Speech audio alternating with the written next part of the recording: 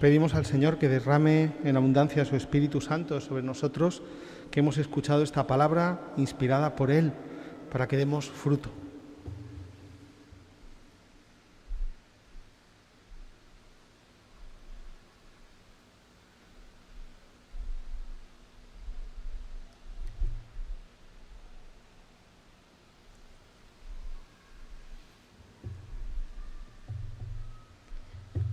Buenas tardes, queridas hermanas, queridos hermanos todos. Ya llegamos al cuarto día de las salves dedicadas a nuestra Madre. Quiero saludar, además de los que estáis aquí presentes en la Basílica, a todos los que seguís la celebración de la Eucaristía y las predicaciones, pues gracias a la retransmisión por Internet, que tanto bien nos hizo cuando no podíamos asistir a la Eucaristía. Estamos en estos días asomándonos al misterio, descubriendo las maravillas de Dios con la alegría de los niños. Tomados de la mano de la Madre, no sentimos miedo ni ansiedad, sino asombro, el asombro de los que saben que son amados. Hemos podido descubrir que Dios es un misterio de amor desbordante, Trinidad Beatísima, que la Iglesia también es un misterio de comunión, unificado por virtud y a imagen de la comunión trinitaria. A esta Iglesia hemos sido llamados misteriosamente, como sucede con los apóstoles en la festa, que hace exclamar a San Joan: «O Déu valeu, e què és açò d'aquesta congregació? Algun misteri amagat, vol Déu nos sia revelat». Sí, Dios es misterio, la Iglesia, el hecho de que estemos aquí esta tarde, es un misterio, algo que tiene sus raíces en la voluntad de Dios, que no podemos atribuir a nuestro mérito, pero ¿y nosotros, cada uno de nosotros? ¿No somos en el fondo también un misterio? ¿No somos a veces una pregunta, un signo de interrogación para nosotros mismos? Como mañana diremos en un texto muy conocido de San Agustín, él se encuentra en un momento y dice: me había convertido en una gran pregunta, en una gran cuestión para mí mismo. A menudo nos surgen preguntas que no afectan solo a un aspecto de nuestra vida, sino que la cuestionan, la conmocionan, la hacen temblar por entero. Son las grandes cuestiones de las que cada hombre y mujer se ha tenido que preocupar y que le han hecho temblar en cada momento de la historia, en las que pues ha pensado la filosofía, han pensado también, han tratado de aportar respuestas las religiones, el arte, la literatura. La felicidad, por ejemplo, ¿qué significa ser feliz? ¿Cuál es el sentido de nuestra vida? ¿Hacia dónde vamos? La libertad, ¿qué sentido tiene? Y sin duda también la muerte, que tendremos ocasión de contemplar mañana con los ojos de María. Esas preguntas no podemos decir, bueno, ya lo tenemos resuelto esto en Jesús. Primero hay que escuchar las preguntas y comprender que aunque hemos sido encontrados por el Señor, que aunque el Señor ha cambiado nuestra existencia y que ser cristianos pues nos da aliento para contestar a todo eso, somos conscientes que en esto nos parecemos a cualquier hombre y mujer de cualquier lugar del mundo, aunque nosotros tenemos la suerte de que Dios nos ha dado la respuesta y que sabemos que, como dice el Concilio Vaticano II, el misterio del ser humano solo encuentra claridad a la luz del misterio del Hijo de Dios hecho carne. Es decir, mirando a Jesucristo obtenemos una respuesta. Me gustaría proyectar, dirigir un poquito de luz a esas cuestiones, a nuestras propias inquietudes, mirando el misterio de María, el misterio realizado y manifestado en la vida de esa muchacha nazarena a quien Dios eligió para ser su madre. Y pues estando en esa basílica me permito elegir tres aspectos, tres momentos del misterio que siempre me han llamado la atención y creo que nos hablan del enigma, o mejor dicho, del misterio de nuestra condición humana. Cuando uno participa en el misterio, ustedes hace 2 años que no lo tienen, yo hace alguno más que no he podido participar, estar aquí en la Basílica, uno se da cuenta que aquí sucede algo más que unos cantos, que unas palabras. Esto es un drama sacro, es decir, se nos mete dentro de una historia de la salvación. Un gran teólogo del siglo XX, un pensador suizo, Hans Urs von Balthasar, dedica 5 tomos a ver cómo la historia de la salvación es un drama, no exactamente un teatro, sino que Dios pide nuestra libertad la libertad de cada uno de nosotros y en su libertad también nos redime. Pues bueno, el primer tomo de esta larguísima obra se dedica a ver cómo el teatro, el drama, sirve para expresar la historia de la salvación. La historia de la salvación no es un relato, no es algo que se cuenta, sino algo que se vive, algo que uno vive en el drama de la propia existencia, de tener que, en la propia libertad, aceptar la gracia de Dios. Si alguien solo escuchara el misterio en un CD o leyera los textos, yo estos días estoy repasando los textos, no se haría una idea de lo que sucede aquí, en esos 2 días, en la véspera y en la festa. No venimos al misterio como quien asiste a un espectáculo. Recuerden que eso es lo primero que le pasa a Moisés ante la zarza ardiente. Voy a ver este espectáculo. Un espectáculo, pues sencillamente uno lo mira, pero no se implica. De hecho, los primeros cristianos, San Juan Crisóstomo, San Agustín, le tenían un poco de manía al teatro, el teatro clásico, porque decían que uno no puede ver el dolor, el drama, sin implicarse. Venían a decir que uno tendría que saltar, ¿no?, la barrera e implicarse cuando ve a alguien sufrir, ¿no?, que la vida es demasiado real como para convertirla en un teatro. Por suerte, encontró la Iglesia un camino expresivo para mostrar el drama de la historia de la salvación. Al participar de este drama sacro, nos metemos en los misterios de la vida de María y del Señor. Y muchas de nuestras miradas se las lleva el andador, ese pasillo ascendente que hay aquí en el pasillo de la iglesia. La Madre sube por este andador como si fuera en una escalera hacia el cielo. Conforme avanza en sus pasos, crece su amor a Jesús, su anhelo por encontrarse con su Hijo. Este camino que María recorre del andador al cadafal nos recuerda que nuestra vida en la tierra es una peregrinación. Somos peregrinos, caminantes. Ser discípulo de Jesús, ser cristiano, significa haber escuchado una llamada del Señor: venid en pos de mí. Es curioso que esta expresión, en pos de, solo aparece, se ha perdido y está como en desuso, pero aquí sí que la entendemos. Jesús nos dice: sígueme, ponte detrás de mí. Escuchar la llamada del Señor, ven en pos de mí, significa dejarlo todo, quitar del centro de nuestra vida a nosotros mismos y poner al Señor, porque quien sigue, quien es discípulo, no elige su camino, sino que va detrás del Señor. Donde el Señor va, allí vamos nosotros. Tan importante es el camino para los cristianos que este es el primer nombre de la Iglesia que aparece en el libro de los Hechos de los Apóstoles: el camino, la vía. Y después la Iglesia siempre se va a sentir peregrina, una Iglesia que está en la tierra de paso, un pueblo que no tiene una morada permanente en esta tierra. De hecho, en una obra de la primera teología cristiana, la carta de Clemente, Papa de Roma, a los Corintios, empieza así: la Iglesia de Dios que peregrina en Roma, a la Iglesia de Dios que peregrina en Corinto. Esta es una razón, que somos peregrinos, por la que en la Iglesia nadie es extranjero. Es decir, yo no soy de Elche, pero me siento aquí como en casa, porque esta condición peregrina nos dice que donde hay una parroquia, todos tenemos nuestra casa. La palabra parroquia significa precisamente morada de peregrinos, paroikia. No es una casa permanente, sino una casa que el Señor nos regala. Así que donde hay una parroquia, donde hay una comunidad cristiana, allí un cristiano tiene su casa, sea de donde sea, hable la lengua que hable y tenga la raza que tenga. Pasar la vida y pensar la vida como una peregrinación nos ayuda a darle un sentido a nuestro día a día. A veces un poco desorientados, otras veces alegres, avanzamos cada día hacia la meta de nuestra peregrinación. Nuestro camino a veces es de encuentro, como le pasa a los apóstoles en el Ternari, que se encuentran sin saber por qué, porque Dios los ha juntado. Otras veces descubrimos que nuestros caminos se han separado un poquito de la Iglesia, que a veces nos hemos alejado y que llegamos tarde, como Santo Tomás.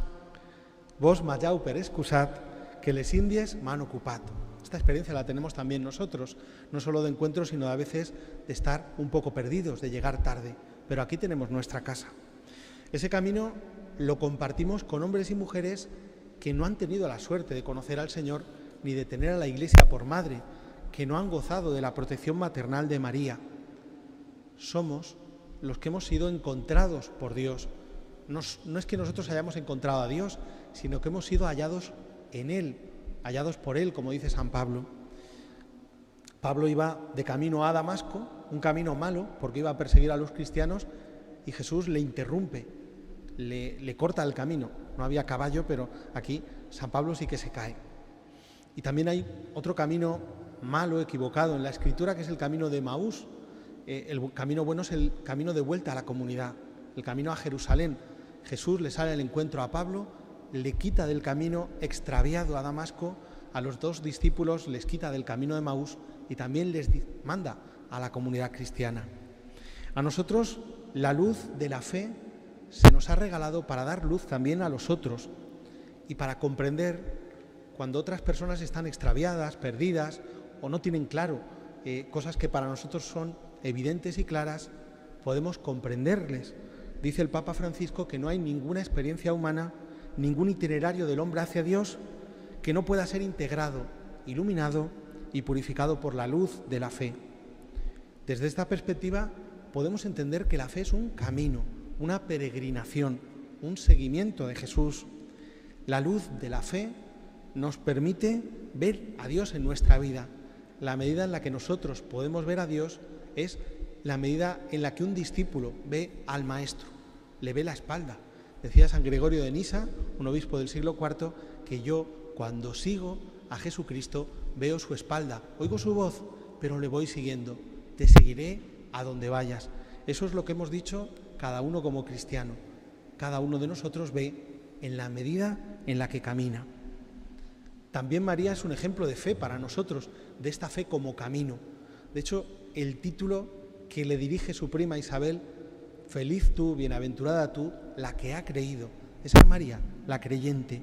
Al creer, María está uniendo el camino de su vida al camino de su Hijo. Sin dejar de ser madre, María se convierte en discípula. Y ya sabéis, porque conocéis bien los evangelios, que para Jesús, además de que María sea su madre, es todavía más importante que María sea la discípula. Cuando le dicen, bienaventurado el vientre que te crió y los pechos que te amamantaron, Jesús le da la importancia a que María es discípula. Mejor bienaventurados los que escuchan la palabra del Señor y la cumplen. Este es un pasaje del Evangelio que parece que Jesús le está haciendo un feo a su madre. Todo lo contrario. Es como si estuviera diciendo, es grande por ser mi madre, pero mucho más grande porque ella es la primera discípula, porque ella es la que ha creído. Bienaventurada tú la que ha creído, que es lo que le dice Isabel. San Agustín incluso llega a decir, en una fórmula muy bonita, que María concibió a Jesús antes por la fe que en su vientre. Y esto es bueno para nosotros, porque nosotros no podemos ser madre de Dios, como lo fue María, pero sí que podemos tener a Jesús concebido por la fe, a Jesús presente en nuestro corazón y en nuestra vida. También María se le aplica esto de la fe ve en la medida en la que camina. Por eso, otro de los nombres, de los títulos de María más novedosos, recientes, ¿no? Desde el Concilio Vaticano II hasta hoy, todos los papas le han llamado así. María es la peregrina de la fe. Es decir, no solo es creyente, sino que recorre toda su vida como quien va subiendo pequeños peldaños de fe en fe. Esa es María, la peregrina de la fe. Cada uno de los momentos de la vida de su Hijo, para María es ocasión para subir, para ir ascendiendo en su camino a Jesús. Creyendo, María va ascendiendo por el andador de su existencia hasta el cadafal desde el que va a subir al cielo. Es decir, pasito a pasito, peldaño a peldaño, María se va acercando al momento del encuentro con el Hijo. Pero María no peregrina sola. La peregrina de la fe une a su peregrinación a cada uno de nosotros, que somos sus hijos.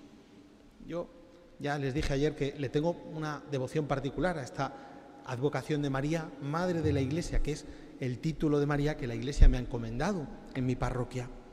Cada uno de nosotros nos unimos nuestro camino hacia Jesús, lo unimos al camino de María. Sabemos que con ella de la mano vamos siempre a llegar a Jesús. Aquello de San Luis María Griñón de Montfort, que le servía de lema a Juan Pablo II, a Jesús por María. Vamos a Jesús de la mano de la Madre. El itinerario del andador al cadafal nos ayuda a reconocer que nosotros necesitamos ir dando pasos en nuestra fe, pero a la vez este camino que desde el cadafal llega al cielo nos invita también a no quedarnos en la peregrinación, a saber que nuestra peregrinación tiene una meta, la misma meta de María, el cielo. Allí queremos llegar nosotros para estar con ella, con María y con su Hijo. Hay un segundo aspecto de la vida humana que a mí me parece que María, la María del Misteri, que es nuestra madre, nos ilumina mucho, y es la grandeza que tiene el cuerpo humano, la grandeza que se le da y el reconocimiento que se le da a esta carne. Un atento repaso a los textos de la festa, no lo he hecho yo, se lo he copiado a don Vicente Sáez, dice que el cuerpo de María es cuerpo sagrado, santo, glorificado. Es el cuerpo de la Verge Santa y pura, de la esposa y Mare de Déu. Y por supuesto, ese pasaje que tanto me gusta, flor de virginal belleza, temple de humilitat, on la Santa Trinitat fon enclosa y contesa. El cuerpo de María es digno por su virginidad, pero también porque ella se ha convertido en un templo, un santuario humilde y hermoso, donde la Trinidad ha hecho su morada. Yo creo que también aquí nosotros aprendemos, mirando a María, a saber que nuestro cuerpo es importante, que es un templo, y por eso hay que respetarlo. Sabemos que tiene que resucitar nuestro cuerpo y que sin ese cuerpo nosotros no seríamos nosotros, porque esperamos la resurrección, porque confiamos en que lo de este mundo tiene que ser redimido. Si a nosotros los cristianos no nos importara el cuerpo, que lo único que le diéramos importancia fuera el alma, cuando venimos a misa no diríamos el cuerpo de Cristo, ni diríamos que la Iglesia es el cuerpo de Cristo. Admiramos esta obra de las manos de Dios, que es nuestro cuerpo, porque es uno con nosotros. Y en María vemos la dignidad del cuerpo humano. Los cristianos afirmamos sin dudar que el cuerpo, que la carne del hombre y la mujer es sagrado, aunque no ignoramos que esta condición histórica, peregrinante, nos trae sufrimientos y sinsabores. Yo creo que somos conscientes de que esto que dice María, casi al principio de la véspera, para nosotros también es una realidad muchas veces. Hay triste vida corporal o mon cruel tan desigual. Es decir, aun convencidos de la dignidad de nuestro cuerpo, tenemos dificultades en esta peregrinación de nuestra vida. Nuestra fe nos recuerda que a pesar de los tropiezos, de los problemas, de los sinsabores, estamos llamados a la gloria. Un cristiano no puede ser pesimista respecto a su cuerpo, no puede mirar con ojos malos este mundo, porque este mundo está hecho por Dios, este mundo está hecho para que sea un templo de Dios, este cuerpo está hecho para ser templo de la Trinidad. Siempre tenemos que anunciar con nuestra vida y nuestras palabras que estamos llamados a ser templo de la Trinidad, un templo humilde y sencillo, pero a la vez digno para Dios. Yo creo que esto es importante que lo comprendamos. El sagrario que más le gusta a Jesús no es un sagrario de oro, y se lo merece eso y más. El templo que más le gusta a Jesús no es un templo de piedra, gótico, románico, que lo necesitamos. El templo que más le gusta a Jesús somos tú y yo. Se tiene que cumplir en nosotros esa palabra de: si alguno me ama, mi Padre y yo le amaremos y habitaremos en él y haremos morada en él. Y hay un tercer aspecto, y este es un poco duro de decir, pero yo creo que es necesario también, aunque sea brevemente, que lo recordemos. Defender la dignidad del cuerpo, defender la dignidad de nuestra condición humana frágil, vulnerable, es también reconocer la dignidad de toda vida humana, de toda, de ricos y de pobres, de los nacidos y de los que tienen que nacer, de jóvenes, niños o ancianos, de hombres o mujeres. El ser humano, cada ser humano fue creado a imagen y semejanza de Dios. Por eso decimos que tiene una dignidad propia, que nadie le puede arrebatar. Incluso el Papa Francisco llega a decir que como yo soy imagen y semejanza de Dios, en cada hombre y mujer yo voy a reconocer como un destello de ese Dios que le ha hecho. Es decir, si estoy atento, voy a ver que algo del Creador se ha quedado en la criatura, que cada hombre y mujer es una obra maestra de Dios y merece la pena respetarla, amarla y honrarla. Esta dignidad de toda persona, sea quien sea, tenga la trayectoria que tenga, esta dignidad humana de todos nosotros, de cualquiera, pide ser siempre protegida ante aquellos que son más frágiles. Yo creo que todos estamos un poco sobrecogidos estos días viendo las noticias. pensando en qué suerte van a correr las mujeres de Afganistán, porque es algo que ya hemos visto. Me parece que en ellas reconocemos un signo de lo vulnerable que es la condición humana, en especial, porque estamos hablando de María, de lo mal que se porta este mundo nuestro con las mujeres. La discriminación y la falta de respeto por su dignidad, por la dignidad de estas mujeres, es flagrante, uno no la puede entender. Un cristiano, si mira a María como modelo, no puede ser pasivo ante esta violación de la dignidad de cada persona. Yo he de reconocer que lo que más me impresionó la primera vez que participé en el Misteri fue la entrada de la Judiada, y evidentemente el Misteri defiende, ¿no?, al pueblo de Israel, pero hay algo ahí que tenemos que aprender.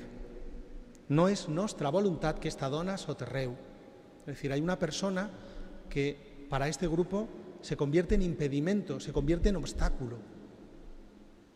Fijaos, ¿cuánto puede una mujer? Además, el cadáver de una mujer, se asustan, dicen, tenemos que robar este cuerpo, tenemos que profanar este cuerpo. Es decir, en María ahí se quiere profanar toda la dignidad humana, la dignidad de cada hombre y en especial de cada mujer. Y fijaos cómo intentan justificar el ataque, ¿no?, los judíos de la Judiada. Ans de tota pietat, vos manam que es la deixeu. Fijaos qué injusticia. Es decir, algo que es atacar a un ser humano, nada menos que a la Madre de Dios, pero por de pronto un ser humano se considera un acto religioso de piedad. ¿Qué tiene de religioso, de piedad, de bueno, atacar a un ser humano, robar su cuerpo, profanar el cuerpo de la Madre de Dios que acaba de morir y está a punto de partir al Padre? La Judiada cree que robar el cuerpo de María es un acto de piedad, y así lo dicen. Ya sabéis que el misterio no va contra los judíos, que quiere despertar nuestra conciencia.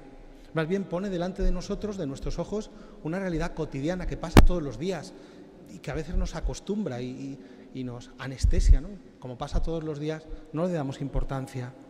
Una realidad a la que a veces no somos culpables, ¿no?, pero también somos cómplices, que muchos hombres y en especial muchas mujeres son víctimas de la discriminación y de la violencia, y hay que reconocer con dolor que a veces a eso se le pone un color, un apellido religioso, tota pietat.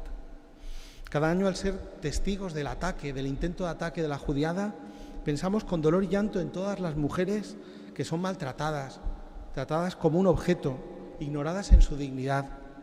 El trato que reciben todas las Marías del mundo, se llamen como se llamen. Ese trato nos duele. Resulta que Dios está de parte de María, se ve claro. La defiende de la agresión. El judío que quiere atacar a la María se queda amb les mans gafes, que es una expresión preciosa, ¿no? Dios detiene su mano, como detuvo el cuchillo de Abraham, que creía que su obligación religiosa era sacrificar a su hijo, le para la mano. La misericordia de Dios nos incluye a todos, y los agresores también son invitados a formar parte de la Iglesia. Esto es el verdadero final de este episodio de la Judiada, que todos, absolutamente todos, están invitados a la Iglesia, que no hay ningún pecado, ni siquiera el de intentar profanar el cuerpo de la Mare de Déu, ningún pecado se va a quedar sin perdón. Eso sí, si uno se arrepiente, que la misericordia de Dios es un camino abierto para todos, especialmente para los más pecadores. Tan solo hay que arrepentirse y cambiar de vida. Creen, açò guarireu tots, es lo que les dicen a los judíos. Pero cuidado, uno tiene aquí el riesgo, y con esto acabo, de pensar que la llamada a la conversión es para los otros. Oiga, padre, que yo estoy en misa, que yo ya estoy aquí, que se conviertan los otros. La llamada es para todos, para respetar la dignidad de cada ser humano. Alguien que ama a María, que se asusta, ¿no?, que se horroriza ante ese intento de profanar su cuerpo y su dignidad, no puede permanecer impasible cuando se le hace daño a tantos hombres y mujeres que son imagen de Dios. En cierta manera, en esa indefensión que tiene el cuerpo de María, que espera la resurrección, estamos cada uno de nosotros, está cada hombre y mujer vulnerable. Se me llama a convertirme yo, no a dejarlo para los otros, a convertirme yo en la mano de Dios que para al agresor, que dice que esto es una injusticia. Se me llama a acariciar con esa misma mano al que está herido, parar la ofensa y acariciar y confortar al herido. Yo creo que a eso nos llama el Señor en esta tarde.